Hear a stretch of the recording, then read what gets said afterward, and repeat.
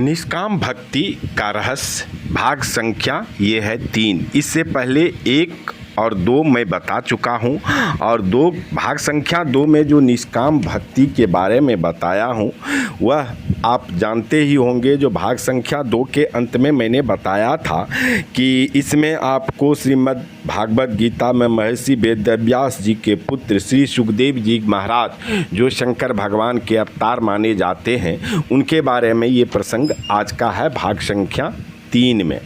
तो निष्काम भक्ति और सकाम भक्ति 2 तरह की भक्ति होती है। तो उससे पहले इस प्रसंग को जानने से पहले मैं ब्रजेश पाठक आप तमाम लोगों का अपने चैनल पर हार्दिक स्वागत करता हूं और एक निवेदन करता हूं कि जिन भाई लोग पहली बार इस चैनल पे आए हैं वो कृपया करके चैनल को सब्सक्राइब अवश्य कर लें ताकि इसी तरह की ज्ञानवर्धक बातें आप तक जल्द से जल्द पहुंच सके। चलिए चलते हैं आज भाग 3 में जानते हैं महर्षि वेदव्यास जी के पुत्र सुखदेव जी जिनको कि भगवान शंकर के अवतार माने जाते हैं। तो उसके बारे में जानते हैं। ईश्वर की निष्काम भक्ति तथा केवल उसी का होने के लिए तुम्हें धीरे धीरे संसार के प्रति माया ममता और मोह का त्याग करना पड़ेगा। ईश्वर को छोड़कर अन्य शवों के प्रति अपना प्रेम पूर्ण रूपेण समाप्त करना पड़ेगा ताकि ईश्वरीय प्रेम का बंटवारा न हो और वह खंडित न हो। पति पत्नी पुत्र पुत्री सगे संबंधी धन दौलत इत्यादि जगत की सारी भौतिक वस्तुओं से अधिक मनुष्य को अपने शरीर से प्रेम होता है। मानव भ्रांति बस अपने को शरीर समझता है और अपने इसी शरीर के लालन पालन सुख सुविधा एवं इसकी इच्छा पूर्ति हेतु दिन रात बेचैन रहता है। तुम्हारा प्रथम कर्तव्य बनता है देहाभिमान का विस्मरण। अगर तुम ईश्वर से मिलना चाहते हो ब्रह्म साक्षात्कार एवं ब्राह्मणी स्थिति चाहते हो तो तुम्हें देह दृष्टि छोड़नी होगी और देव दृष्टि प्राप्त करनी होगी। सभी जीव को अपने शरीर से आसक्ति रहती है। पुरुष को अपने बल का पौरुष का विद्या का और धन संपत्ति का अभिमान है तो नारी को अपने सौंदर्य का और नारीत्व का अभिमान है। परंतु मानव अपने अज्ञानतावश इस सत्य को भूल जाता है कि वह शरीर नहीं वरन नित्य शुद्ध प्रबुद्ध अमर आत्मा है। आत्मा न तो पुरुष है न नारी और न ही शरीर, परंतु इस सत्य का साक्षात्कार योग की आंतरिक सूक्ष्म क्रिया के माध्यम से ही किया जा सकता है। श्रीमद् भागवत में महर्षि वेदव्यास जी के पुत्र श्री सुखदेव जी महाराज का एक प्रसंग है, सुंदर प्रसंग है, ध्यान से सुनिएगा। शास्त्रों के कथनानुसार श्रीमद् भागवत जैसे प्रेम शास्त्र के प्रचार हेतु शंकर भगवान सुखदेव जी के रूप में आए। वे प्रारंभ से ही निर्गुण ब्रह्म के उपासक थे। उनका हृदय पूर्ण रूपेण से प्रभु के प्रेम में सराबोर था। वे ब्रह्मज्ञानी ही नहीं वरन ब्राह्मी दृष्टि को भी प्राप्त थे। उन्हें देहाभिमान बिल्कुल नहीं था और उनकी दृष्टि देह दृष्टि न होकर देव दृष्टि थी। वे जड़ चैतन्य सब में ईश्वर का ही दर्शन करते थे। सुखदेव जी महाराज ने अपना देहाभिमान अपने गुरु को गुरु दक्षिणा में दान दे दिया था। परमात्मा के सतत ध्यान में जो देह भान भुला देता है उसके शरीर की देखभाल स्वयं प्रभु करते हैं। वे सोचते हैं इसे तो देह की आवश्यकता नहीं है परंतु मुझे तो है। देहाभिमान नहीं रहने के कारण सुखदेव जी निवस्त्र ही रहते थे। एक बार की घटना है, कुछ अप्सराएं सरोवर में स्नान कर रही थी। सुखदेव जी उधर से गुजरे। उन्हें देख अप्सराओं को कोई संकोच नहीं हुआ और वे पूर्वत स्नान करती रही। कुछ देर पश्चात सुखदेव जी के पिता वेदव्यास जी उधर से गुजरे। उन्हें आता देख अप्सराओं ने जल्दी जल्दी अपने वस्त्र पहन लिए। यह देख वेदव्यास जी को काफ़ी आश्चर्य हुआ। उन्होंने अप्सराओं से पूछा, जब मेरा जवान पुत्र सुखदेव इधर से गुजरा तो तुम लोग निसंकोच स्नान करती रही, परंतु मुझ वृद्ध को देख तुम लोगों को संकोच क्यों हुआ? तब अप्सराओं ने उत्तर दिया कि यह सत्य है कि आप महात्मा हैं, वृद्ध हैं, परंतु आपकी दृष्टि देव दृष्टि न होकर देह दृष्टि है। आपकी दृष्टि में यह नारी है, वह पुरुष है, ऐसा भेद है। परंतु सुखदेव पूर्ण निष्काम है एवं उनकी दृष्टि में नारी और पुरुष का भेद नहीं है। ऐसे ब्रह्मज्ञानी एवं ब्राह्मी दृष्टि प्राप्त संत का दर्शन करने वाला निष्काम हो जाता है। इसलिए आपके पुत्र सुखदेव जी के दर्शन मात्र से हम सभी अप्सराएं निष्काम हो गई और उस स्थिति में संकोच या लज्जा का प्रश्न ही नहीं उठता है।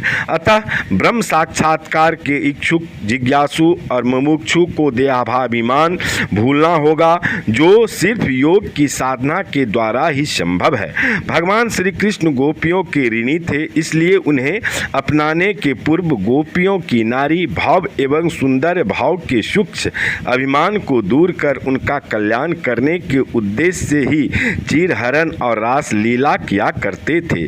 तुम अनेका वर्षों से पूजा पाठ भक्ति एवं धार्मिक अनुष्ठान में लगे हो, परंतु क्या तुमने कभी यह जानने या मनन करने का प्रयास किया है कि वास्तविक पूजा या भक्ति क्या है?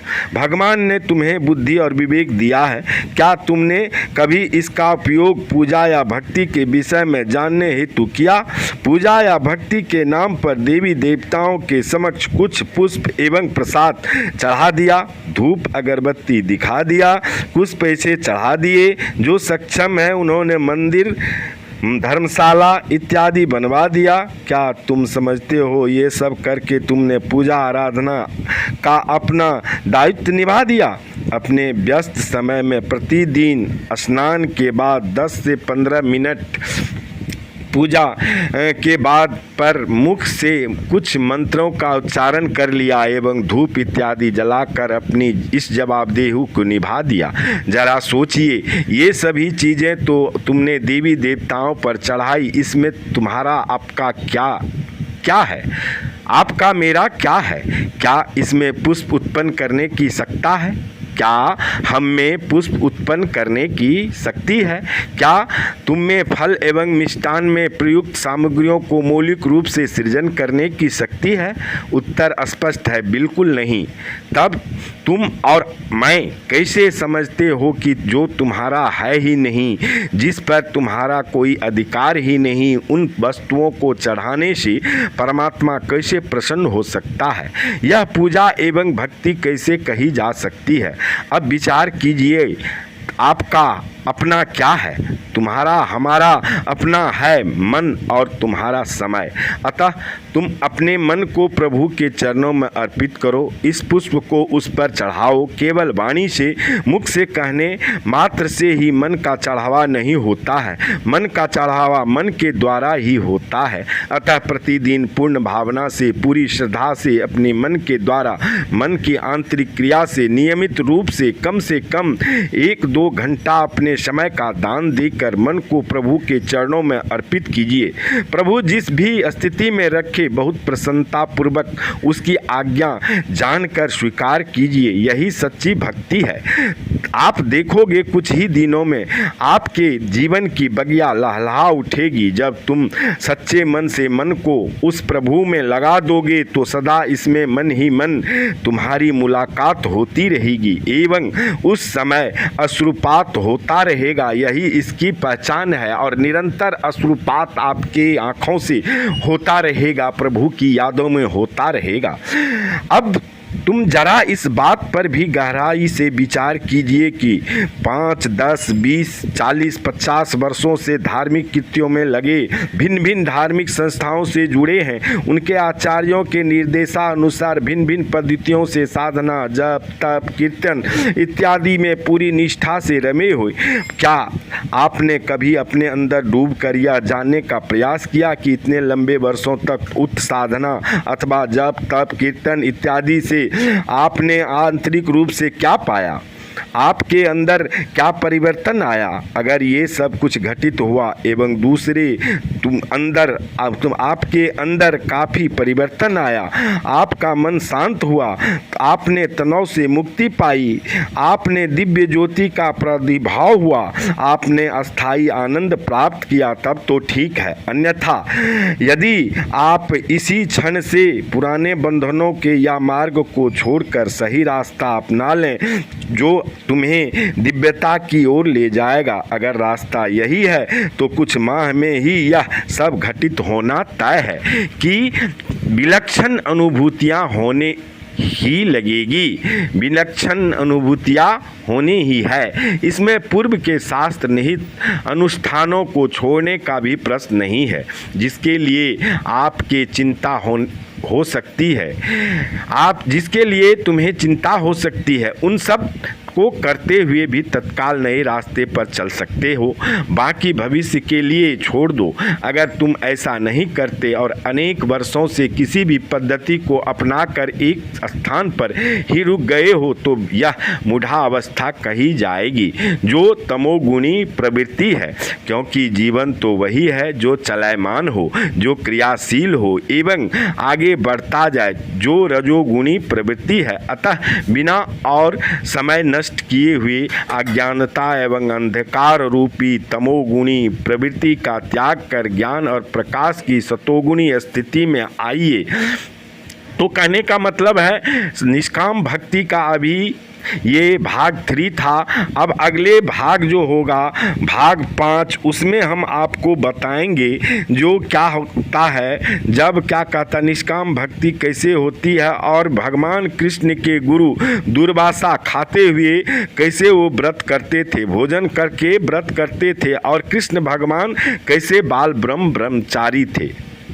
कृष्ण भगवान बाल ब्रह्मचारी थे। तो यह बहुत अच्छा प्रसंग है जो भाग 4 में बताएंगे। तो अभी तक भाइयों यदि आप चैनल को सब्सक्राइब नहीं किए हैं, लाइक नहीं किए हैं, तो ज़रूर चैनल को सब्सक्राइब कर लीजिए, लाइक कर दीजिए। जय श्री राम अवश्य लिखिए, जिससे हनुमान जी खुश होते हैं। और जय श्री राम लिखने के फायदे हैं। हाथ से लिखने से हाथ पवित्र, देखने से आँख पवित्र, बोलने से मुँह पवित्र, और मन से लिखने से मन पवित्र, और सुनने से कान पवित्र थे। इसलिए मैं बोलता हूँ जय जय श्री राम। प्रभु करे सबका कल्याण, आपका दिन मंगलमय हो।